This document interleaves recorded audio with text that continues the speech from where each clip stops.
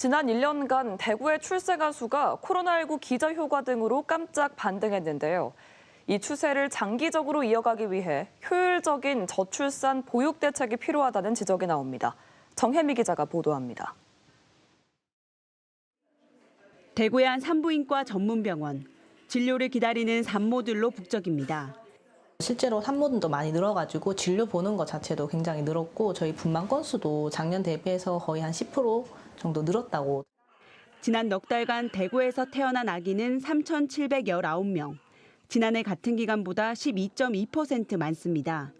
지난해 5월 이후 12달 연속 증가세로 30대 인구 유입과 코로나19 이후 결혼 증가 등이 원인으로 분석됐습니다.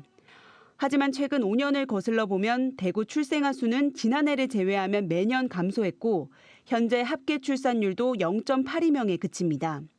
상황이 이런데도 저출산 대책은 소극적이라는 지적입니다.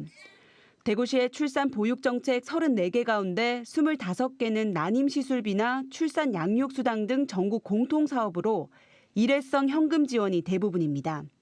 대구형 산모 건강관리사 파견과 다자녀 가정 입학 축하금 지원 등 자체 사업이 있지만 대상이 한정적이고 부서별로 이름만 다를 뿐 비슷한 사업들이 많아 효율성이 떨어진다는 비판을 받습니다.